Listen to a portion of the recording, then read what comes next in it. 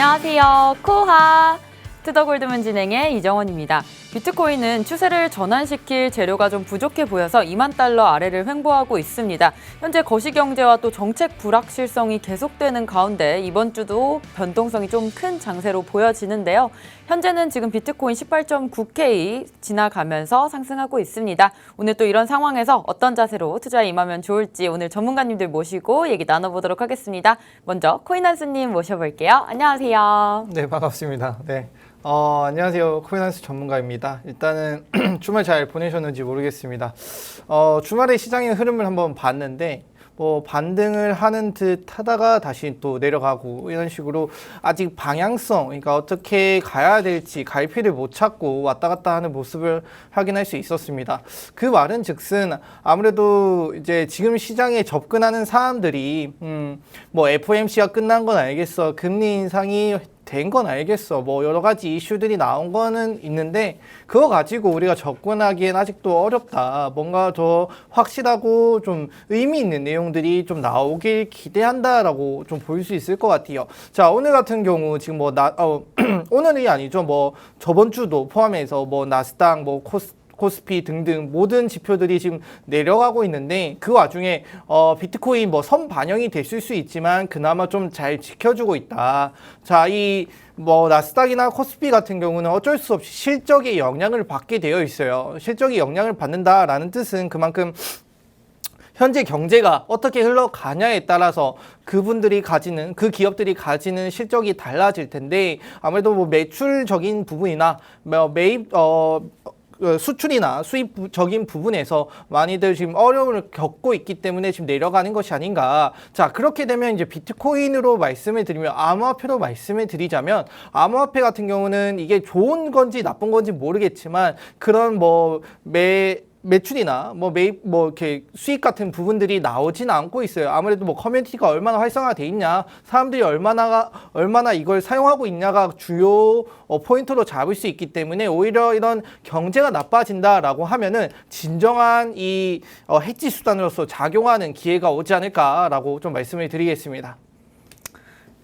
네, 현재 또 FOMC 회의로 금리 인상 발표가 나왔지만 조금 더 확실한 어떠한 좀 의견을 투자자분들께서 원하고 있는 것 같습니다. 현재 다른 나스닥이나 코스피는 지금 좀 하락 중이지만 아무래도 비트코인은 선반영된 부분이 있기 때문에 아직은 잘 지켜주는 모습인데요. 따라서 이렇게 좀 금리나 시장 상황이 어려워질 때 좀 해지 수단으로 우리 비트코인을 이용해 볼 수 있지 않을까라는 말씀까지 주셨습니다. 계속해서 우리들의 코인을 지켜주시는 코인가드님 모셔볼게요. 안녕하세요. 네, 안녕하세요.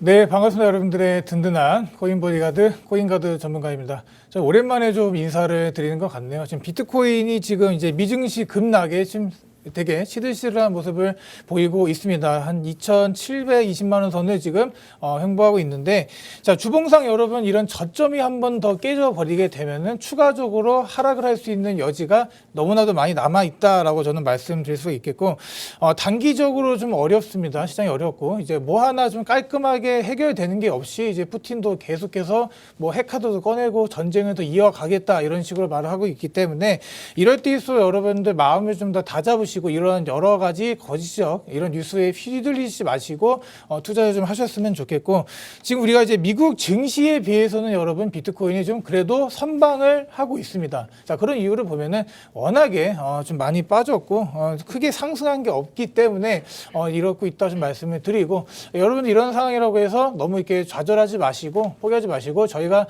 많은 내용을 좀 뒤에 준비했으니까 끝까지 시청하시면서 좋은 투자 인사이트 받아가셨으면 좋겠습니다.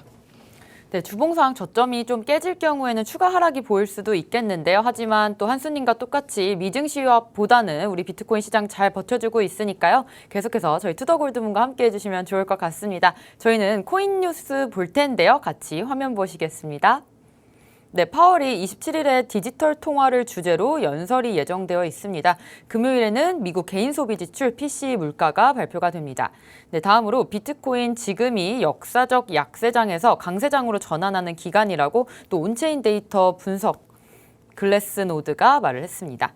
네, 다음으로 SEC의 리플의 고소장을 좀 분석을 해봤는데요. 리플레스 CEO인 갈링하우스가 가격 조작을 좀 지시했다고 SEC 측에서 좀 주장을 하고 있습니다. 한수님 이 부분 좀 어떻게 보시나요? SEC가 계속해서 강력하게 리플의 좀 이런 불법적인 행동 제재하고 있는 것 같은데요.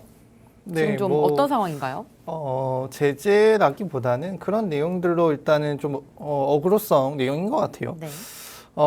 일단 저번에 제가 한번 리플과 SEC 소송 관련해서 한번 말씀을 드렸던 것 같은데 그 중에 뭐 원칙이 4가지가 있었죠. 그 원칙 중에 어떠한 것도 지금 뭐 리플은 해당하지 않는다. 혹은 뭐 한두 개가 해당하더라도 4개가 다 해당이 돼야 되는데 그런 부분이 없다. 자, 없다라고 하니까 이제 SEC 측에서 아니다. 너희 이거 해당이 된다라는 내용을 좀 말을 하는 거거든요. 그 이제 뉴스 내용 자체가 지금 뭐 너희가 이걸 부풀려서 얘기를 했다, 이걸 사도록 유도를 했다 이런 내용으로 보일 수 있어요. 그게 이제 포함이 되어야만 SEC가 주장하는 강력한 그 주장에 뭔가 도움이 되는 내용이기 때문에 계속 발언을 하면서 하는 내용인데 저희가 리플을 살 때 사실 이 거래소에서 저희가 리플을 구매를 하잖아요. 근데 거기 거래소에 매도가 돼 있는 게 혹시 어느 게 리플인지 혹시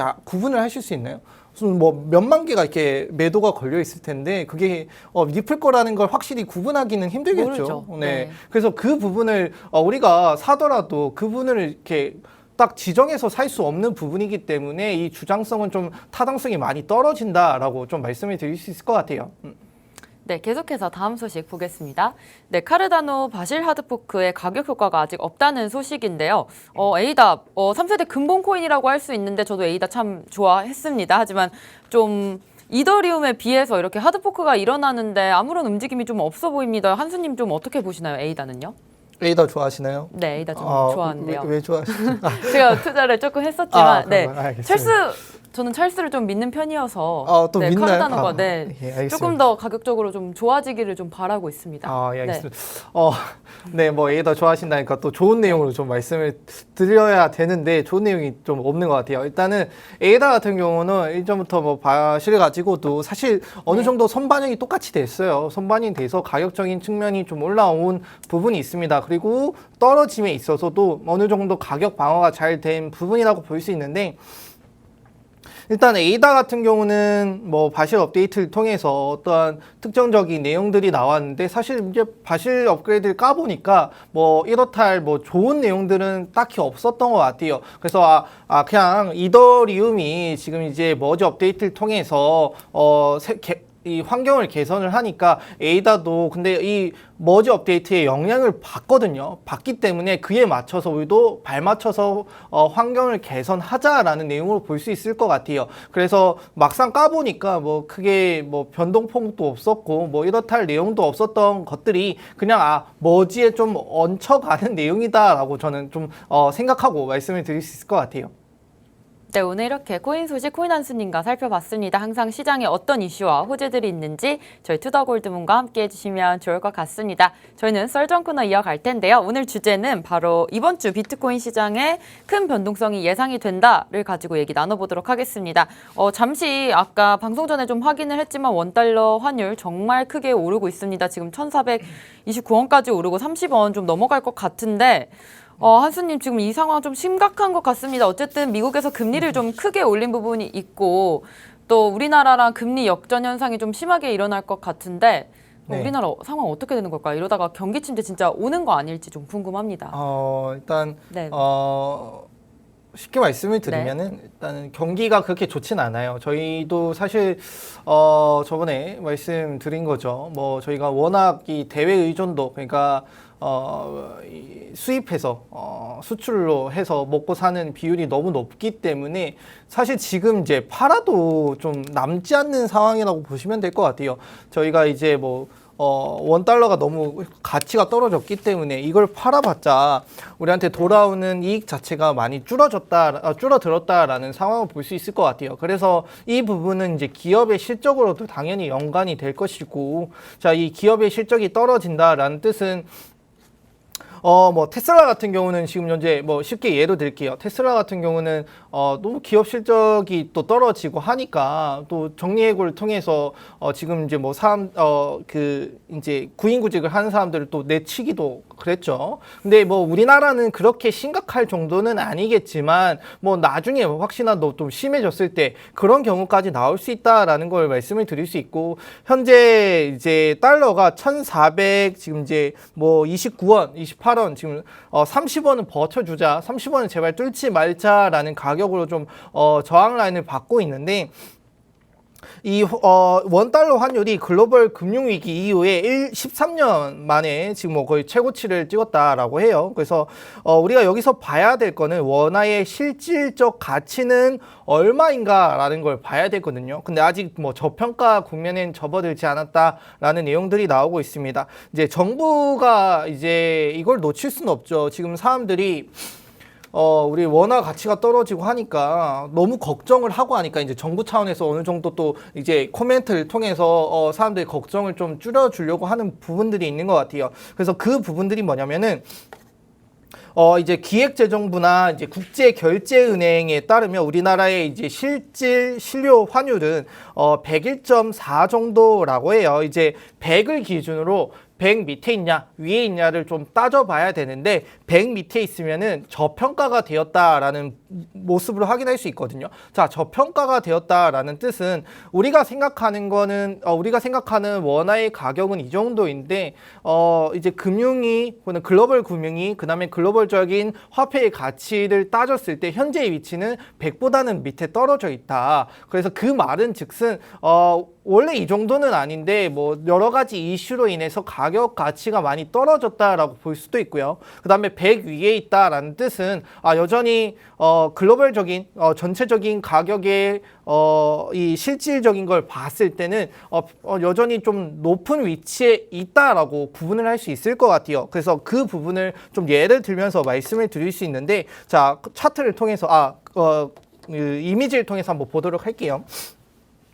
자, 제가 보여드리려고 하는 이미지는 이제 한국 하나의 이제 실질 실료 환화 추이라고 해요. 여기 보시면 현재 2021년 1월, 지금 현재 6월, 6월, 지금 현재 9월인데, 이 부분에서 한 102점까지 조금 계속 내려오는 모습은 보여주고 있지만은, 저희가 신경 써야 되는 거는 아무래도 2010년 이후의 지수라고 봐야 될 것 같아요. 2010년 이후에는 여전히 그 2010년보다는 높은 위치에 있고 조금 떨어지고 있지만은 다른 나라들에 비해서는 여전히 아직 괜찮은 모습을 보여주고 있다라고 봐야 될 거거든요. 자, 그 다음 이미지를 통해서 한번 보여드리도록 할게요.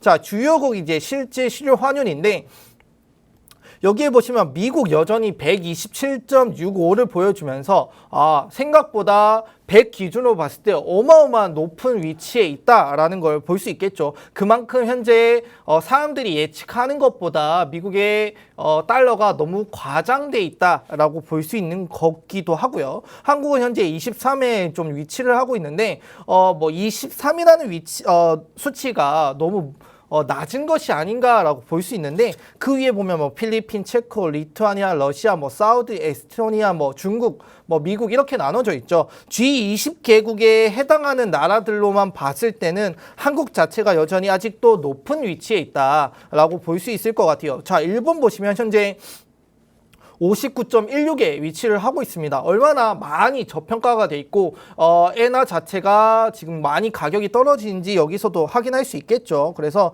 2008년 글로벌 금융위기 때나 한국 가치가 많이 떨어졌었는데 아직 그 정도까지 오지 않았기 때문에 괜찮다라고도 볼 수 있고, 그 다음에 이제 부총리께서도 이제 세계 9위 수준이 외환 보유고가 아직 많이 남아 있기 때문에 불안해하실 필요 없다. 여러분들 너무 걱정하지 마시고 좀 보자. 다만 우리가 신경 써야 되는 거는 앞에 말씀드렸다시피 이걸 이제 저희가 대외 의존도가 너무 높기 때문에 지금 팔면 팔수록 손해보고 있는 상황이다라고 말씀을 드렸죠. 그래서 기업들의 비용 부담, 그다음에 수입 물가 상승으로 인해서 경제에 더 큰 부담을 갖게 돼 있는데, 이게 많이 지속된다라고 하면은 경제 자체가 좀 나빠지고 다시 이제 경기 침체로 이어질 수 있다. 이 부분만 좀 알아두시면 좋겠다 말씀을 드리도록 하겠습니다. 네, 지금 현재 원화 환율 때문에 문제가 되는 것 같은데요. 지금 13년 만에 환율이 좀 최고치에 올랐습니다. 하지만 이런 상황에서 우리가 좀 중요하게 볼 것은 우리 지금 원화의 실질 가치가 지금 얼마인가일 것 같은데 지금 기획재정부에 따르면 아무래도 실질 가치는 100 기준으로는 좀 위에 있는 것 같습니다. 따라서 다른 나라에 비하면 지금 원화 가치 좀 괜찮게 방어를 해주고 있다라고 해석을 해봐도 좋겠고요. 사실 지금 달러가 오르면서 원달러 환율이 오르는 거라서 우리 원달러가 또 원화의 가치가 낮아지면서 오르는 게 아니라는 게 좀 중요한 포인트인 것 같습니다. 우리 이렇게 거시경제 좀 살펴봤는데요. 비트코인 시장도 좀 보겠습니다. 이번 주에 연준 의원 연설이 좀 남아 있습니다. 따라서 변동성 커질 것이라고 좀 예상되는 시장인데 가든이 이번 주 예상 좀 어떻게 하시나요? 지금 뭐 여러 연준의 의원들이 이렇게 막 이제 앞으로도 26일부터 이제 30일까지 발언들 할 건데 그 발언할 때마다 여러분들 시장이 좀 흔들리는 거에 대해서는 여러분들 너무 크게 신경 쓰지 마시길 바랍니다. 우리가 지금 앞에서 이게 짚어줬다시피 환율이 많이 오르게 되면 여러분들 가지고 계신 자산 시장에 좋을 수가 없죠. 우리가 누가 뭐 주식이나 이런 코인에 투자를 하려고 하겠습니까? 당장 이제 최고의 안전자산이라고 여겨지는 환율이 이렇게 오르는데 다 걸로 이제 유동성이 다 넘어가기 때문에 지금 현재 상황은 안 좋을 수밖에 없다라고 저는 말씀을 드립니다. 근데 우리가 이제 이 환율을 봤을 때 이 환율에 대한 이제 달러가 이 패권이 언제까지 이어질 건가를 여러분들 생각해 보셔야 되는데 제가 보기에는 이번 주기를 마지막으로 환율이 한번 내려가게 되면은 크게 이제 달러도 그 신뢰도를 잃을 거라고 저는 생각이 듭니다. 뭐 조심스럽게 말씀을 드리는 거긴 한데 그 자리를 누가 대체할 것인가라고 좀 말씀을 드리냐면 당연코 비트코인밖에 없다라고 좀 말씀드립니다.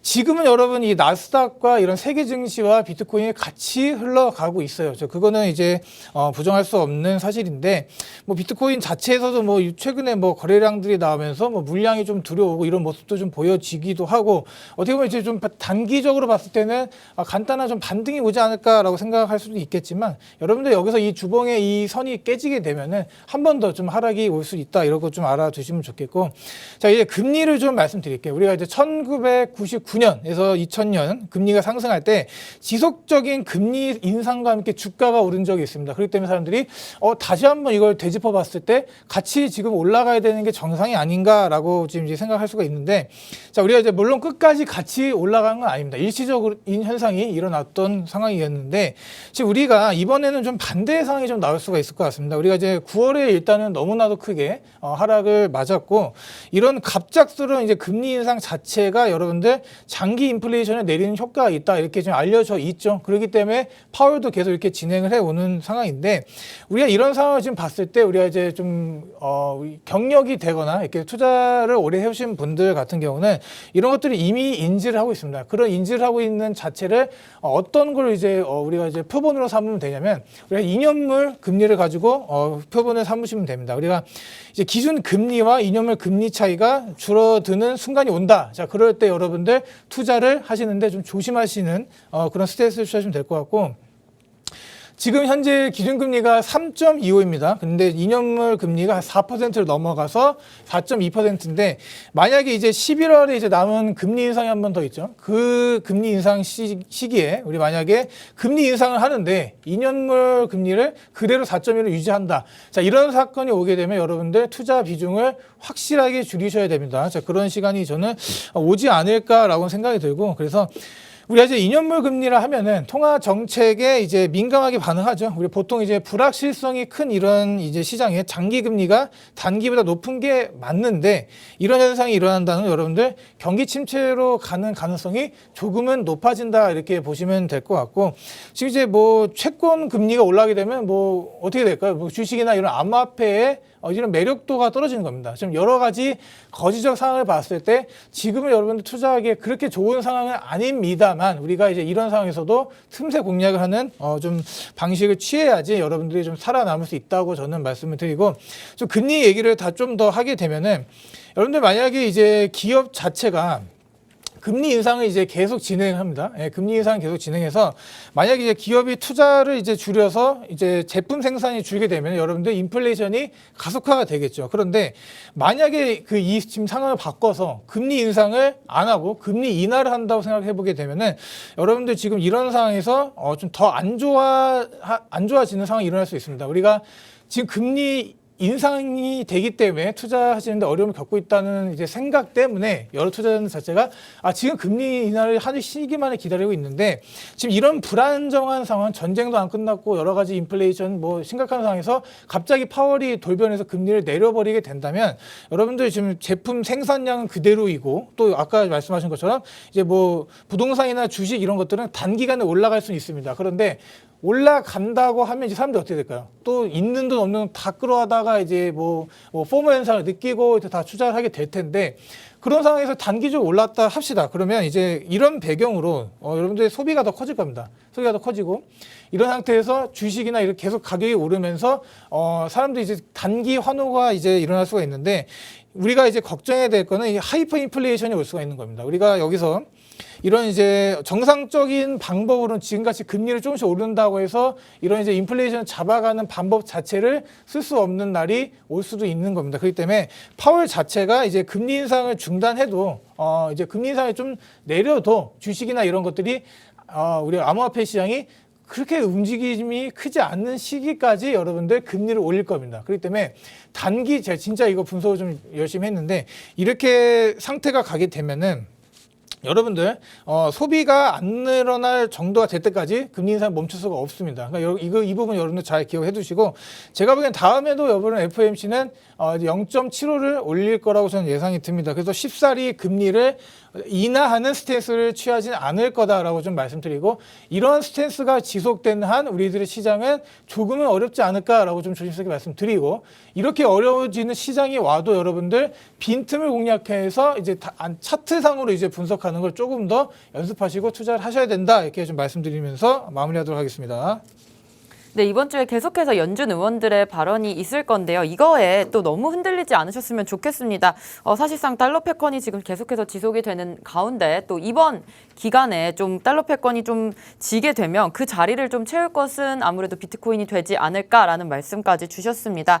현재 시장 사실상 나스닥과 커플링 되는 건 사실입니다만 또 과거에 우리 금리 상승 때 주가가 좀 오른 적이 있었는데 이번에는 좀 반대 상황에 좀 이를 것이라는 얘기까지 주셨습니다. 지금 금리 인하를 갑자기 또 하게 된다면 주식과 부동산 시장 좀 단기적으로는 오를 수 있지만 또 하이퍼 인플레가 올 수 있기 때문에 사실상 지금 금리 인상을 하는 것은 좀 정상적으로 시장을 되돌리려는 움직임으로 좀 생각을 해주시면 좋을 것 같은데요. 금리 인상 얘기도 했었고 우리 연준 의원들의 또 발언이 있을 예정입니다. 파월도 27일 내일이죠. 디지털 통화 주제로 좀 연설을 할 건데 어떻게 보면 연준에서 가장 좋아하는 지표입니다. 금요일에 개인 소비 지출, 근원 개인 소비 지출 PC가 발표가 됩니다. 한수님 좀 이 지표 좀 어떻게 보시나요? 일단 뭐 PC이죠. 뭐 개인 소비 지출 같은 경우는 뭐 이전에도 계속 나올 때마다 크게 시장이 예측하는 거와 크게 다르게 않지 않게 나오긴 했어요. 그래서 저희가 신경 써야 되는 부분이긴 하지만은 그래도 어느 정도 이 개인 소비 지출을 예측하는 입장에서는 정확하게 예측하고 있다. 그래서 이번에 나오는 내용들보다 높이만 안 나오면 더 시장이 또 좋게 작용하지 않을까라고 생각을 하고 있습니다. 그래서 금요일 이번 주죠. 30일 금요일에 8월 개인 소비 지출이 발표가 됩니다. 이 개인 소비 지출이라고 하는 거는 뭐 PC라고 그냥 흔히 얘기를 하죠. 그래서 국내 소비 물가의 전체적인 평균 상승도에 대한 내용을 나타낸다. 미국 전역에 대한 내용을 나타낸다라고 보시면 될 것 같아요. 자, 이 개인 소비 지출은 뭐 생산, 지출, 분배 요 세 가지 요소로 이루어지는데 국내 총생산 GDP의 이제 민간 지출 부분에 특별히 집중하는 지표라고 보시면 됩니다. 자, 이 미국에서는 이제 개인 소비 지출이 조금 중요하게 볼 수 있을 것 같아요. 자, 미국은 이제 개인 소비 지출이 경제의 약 70%를 차지하고 있다라고 해요. 그만큼 중요한 성장 동력으로 볼 수 있는데, 미국 정부가 금리 인상을 하거나 인하할 때 중요하게 보는 인플레이션 관련 지표라고 보면 될 것 같습니다. 그래서 앞에 말씀드렸다시피 시장이 예측하는 정도나 혹은 낮게 나온다라고 하면 좋게 작용할 가능성이 높을 것 같아요. 그리고 이제 9월이 마무리가 되면서 이 3분기 실적 발표가 좀 많이 남았죠. 그래서 이 부분을 또 신경 써야 된다라고 볼 수 있을 것 같아요. 거기에 더해가지고 이제 뭐 지역 연방은행 총재들도 공개 연설을 하고요. 그다음에 통화 정책이 어떻게 될지 이런 내용들도 또 다룰 내용이라고 하니까 예정이라고 하니까 좀 지켜봐야 될 것 같습니다. 자, 이제 기업 실적 앞에서 말씀드린 것처럼 우리가 신경을 써야 된다라고 했는데 미국 자체는 뭐 워낙 지금 달러가 좋기 때문에 이제 기업 실적이 좋게 나올 가능성이 높을 것 같아요. 뭐 K 바이 케이스겠지만은 아무래도 일단 어느 정도는 실적이 나와줘야 사람들이 또 걱정하는 부분들이 좀 낮아지지 않을까라고 볼 수 있을 것 같고요. 그리고 이제 파월 의장의 이제 스피치도 예정이 되어 있습니다. 이제 디지털 금융에 대한 내용인데 여태까지 패드는 CBDC죠. CBDC에 대해 좀 조심스럽게 접근하는 내용들이 많았어요. 파월 자체는 아직 CBDC가 정확하게 도입하기에는 이르다라는 내용들도 많이 나왔었고, 그 다음에 부의장 자체도 지금 도입을 하더라도 한 5년에서 6년 정도 아직 갈 길이 먼 내용들이 많이 남았다라는 걸 좀 많이 말을 했던 것 같아요. 그래서 지금 이 디지털 통화에 대한 새로운 규제안을 좀 마련해야 되는데 이런 내용들이 또 나올 가능성이 높기 때문에 이 CBDC 이것도 같이 가야 되는 영역입니다. 그래서 이게 어떻게 암호화폐에 어떤 영향을 줄지 좀 지켜보면서 접근하시면 될 것 같다 말씀드리겠습니다. 네, 다른 지표들보다 개인 소비 지출은 다른 것보다는 조금 더 정확하게 계속해서 예측이 되고 있어서 이번에도 좀 비슷하게 나오지 않을까 싶은데요. 미국은 PC가 아무래도 경제 전체의 70%가 차지한다고 합니다. 따라서 연준에서 좀 중요하게 보는 지표 중에 하나인데요.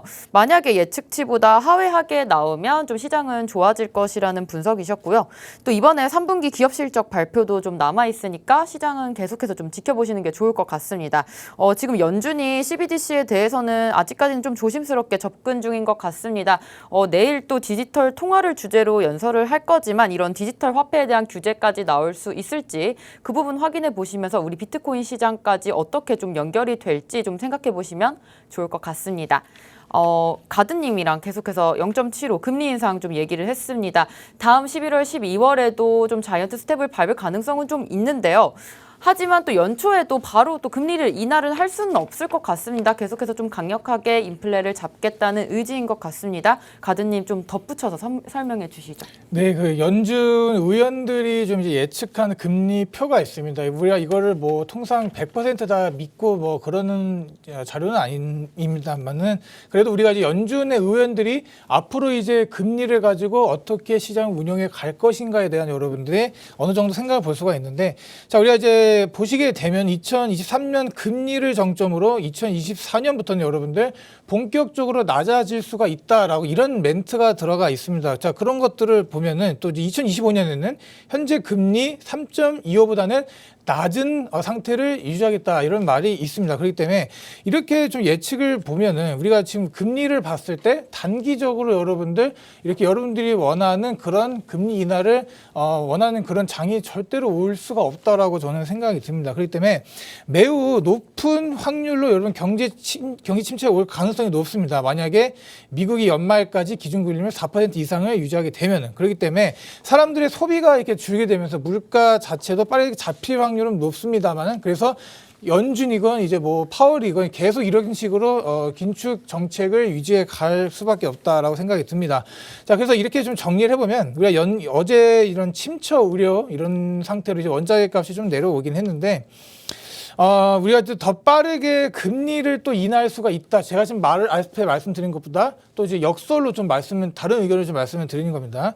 만약에 더 빠르게 금리를 인하하는 가능성이 이런 경기 침체를 우려가 돼서 오게 될 수도 있다는 겁니다. 우리가 이제 두 가지 선택지를 갖고 얘기를 하는 건데, 만약에 이제 제가 방금 전에 말씀드린 건 2025년까지는 그래도 금리가 3.25 이상을 이제 유지하겠다 이렇게 얘기를 드렸는데, 지금 이제 말씀드리는 거는 여러분들 이 부분이 조금 더 단축이 되는 겁니다. 그래서 2024년 정도에는 여러분들 기준금리가 인하가 될 수가 있다 이렇게 좀 보시면 될 것 같습니다. 그래서 여러 가지 의견이 있고 뭐 그런 상황입니다. 그래서 지금 다시 뭐 달러 얘기로도 돌아가 보면은 달러도 이제 다시 불신이 찾아올 겁니다. 지금이야 뭐 계속 뭐 원달러 뭐 환율도 엄청 오르고 막 그러고 있지만, 다른 국가들 이런 상태를 이제 봤을 때 여러분들 지금 뭐 엘살바도르도 그렇고 뭐 비트코인을 이제 국가 화폐로 채택하는 이런 신흥국들의 자세를 보게 되면은 앞으로 달러에 대한 이런 아까 제가 말씀드린 이제 믿음이나 그런 것들이 좀 사라질 거라고 보고, 코로나 이후 여러분들 미국은 저금리와 양적 완화를 계속해서 진행해 왔습니다. 그 부분이 여러분들